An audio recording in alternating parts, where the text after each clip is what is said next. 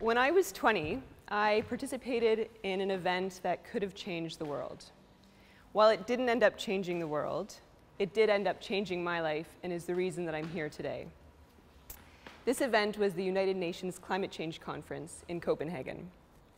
So months before this international event, people around the world were talking about this as the chance for a new, fair, ambitious, and legally binding climate deal as an answer to our desperate need for climate action.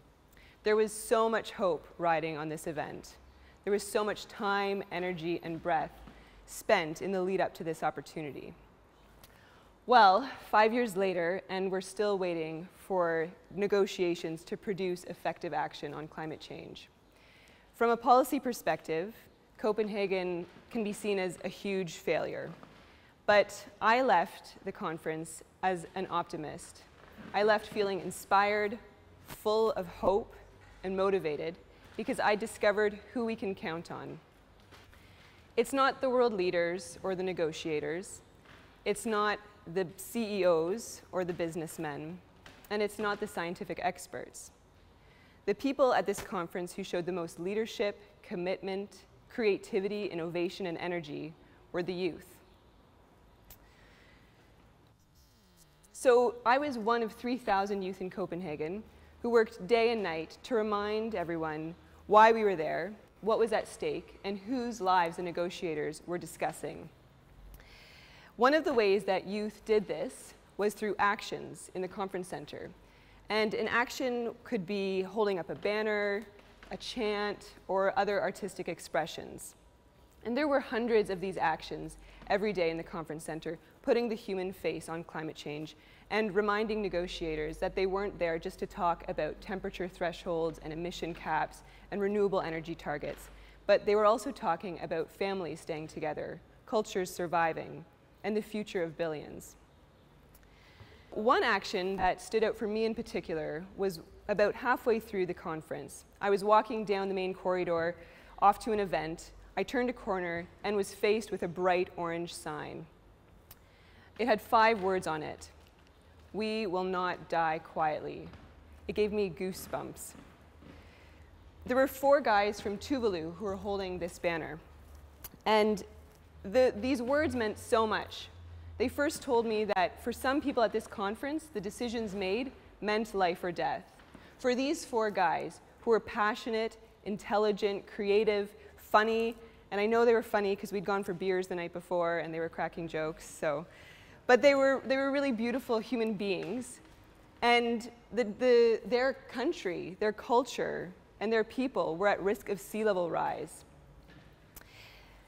The 5 words on this banner also told me that these guys were not going to just wait and let leaders fail to lead.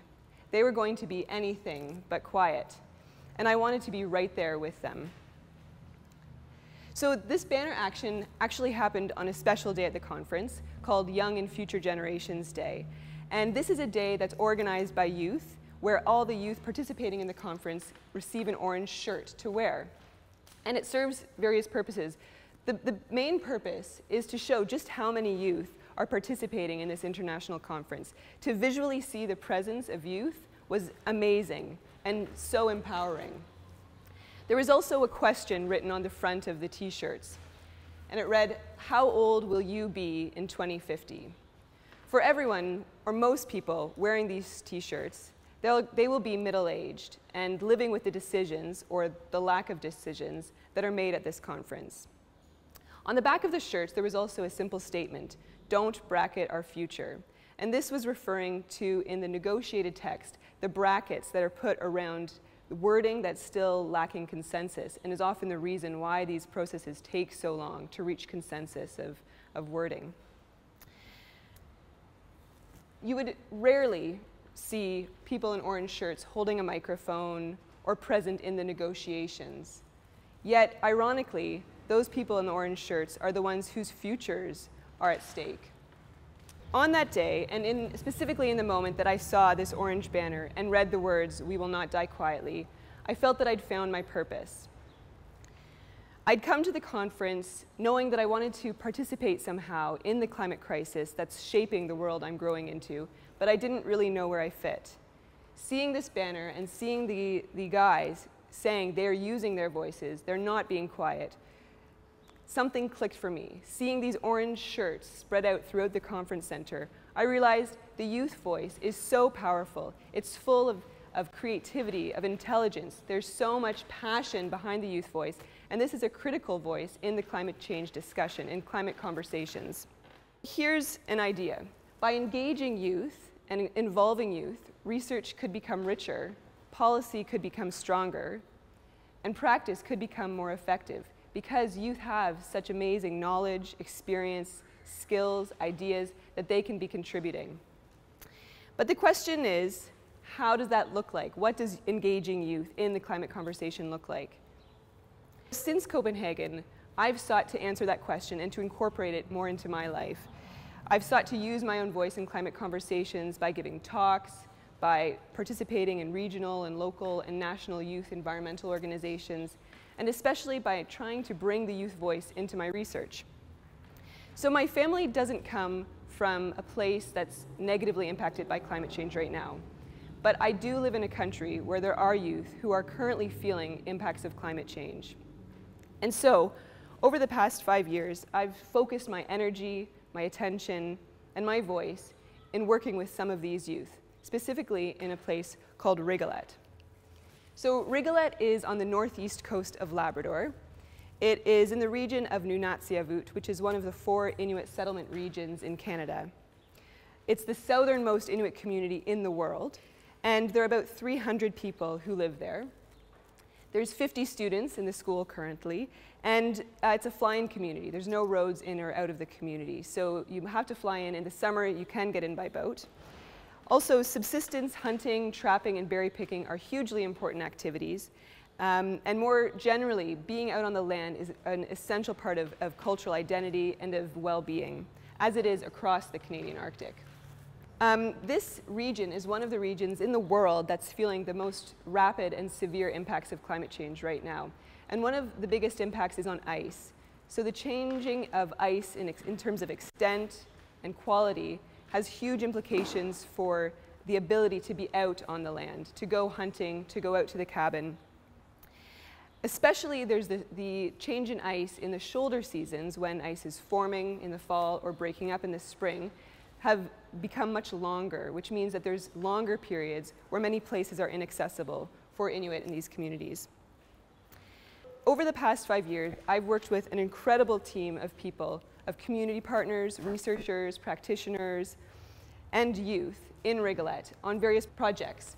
And so I'm going to share with you 2 of those projects. The first was looking at youth observations of climate change. So up until we started this work, the discussion in the Canadian Arctic world, in terms of peer-reviewed literature, was lacking youth voice. Most research on climate change observations from an Inuit perspective were coming from active hunters and elders because of their extensive knowledge and experience being on the land. However, after doing a research project asking youth what they had observed in terms of changes in their environment, our research showed that youth within their lifetime had experienced changes, showing just how rapid these changes are happening.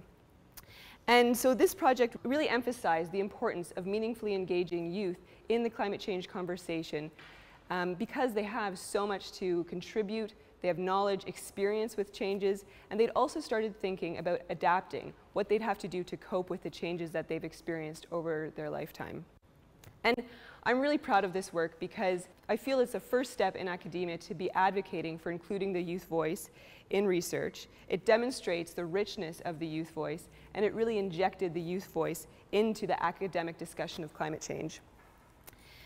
The second project that I want to talk about has been happening over the past 3 years, and this is a project that is looking at mental health and well-being and the connection to climate change. And I want to just specifically talk about one aspect of that project. I spent 2 weeks in Rigolet back in 2013 working with 7 youth in the community, and we created a participatory video. And so a participatory video in our case, was left completely open. We asked youth, what do you want to create a video about? What are you interested in? What do you want to share? And so we had a first day. It was a very quick process where the first day was brainstorming and looking and talking to youth about what is important to them and what they wanted to film. They decided they wanted to film a video about their lives in the winter, the activities that they do, interview one another, tell stories, tell people what it's like to be a young person in Rigolet. And so then we spent the rest of that first week filming footage on being out on the land, going down hills, sliding, going for a boil-up, which is a campfire out on the land. And they filmed all of these activities.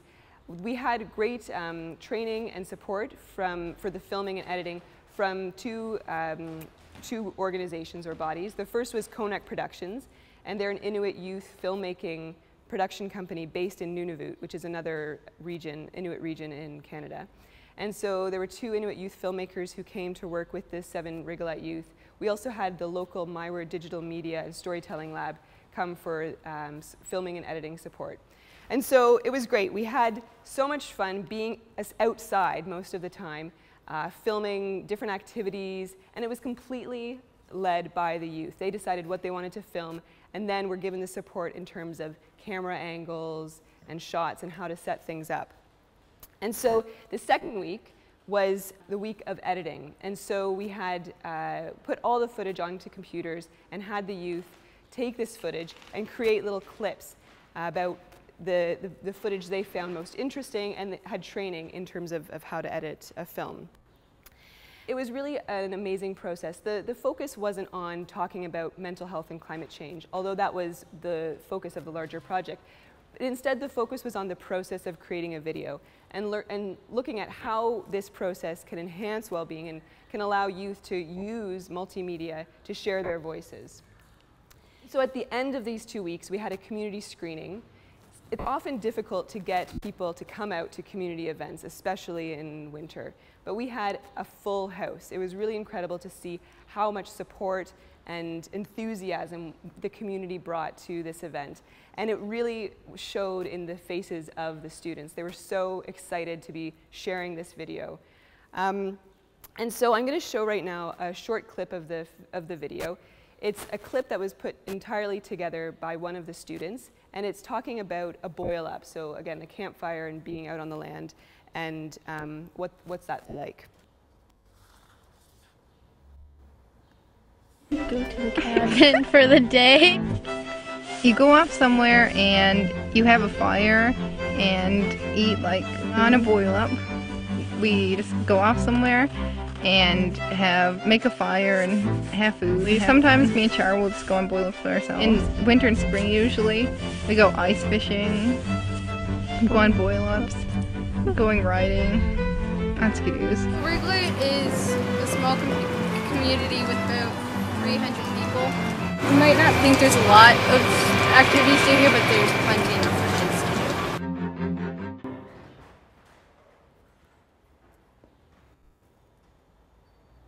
So you can see that the film wasn't about climate change, but it does really show how much nature is important to the activities and the daily lives of the youth. And I think this film, having reflected on it and shared it around now, I really see the power of how film can amplify the youth voice in climate conversations. Also, I think that in terms of sharing your voice, sharing the youth voice in the climate conversation, it doesn't have to be at that international level, at these big UN climate change conversations. It can be locally with a community of 300 people, and that's still just as important as these big international conferences. Through these projects, I think the youth in Rigolet and myself have joined in putting our voices to the climate conversation and being anything but quiet, like those 4 guys from Tuvalu. In Paris, the next United Nations Climate Change Conference will happen at the end of November, and there's projected to be over 5,000 youth at that conference. So clearly, youth are continuing to raise their voices, and the youth climate movement is very much alive and well. And I will be continuing to look for new ways of working with youth and finding new ways to bring the voice of the youth loud and clear to climate change conversations, because it really is a necessary voice. Thank you.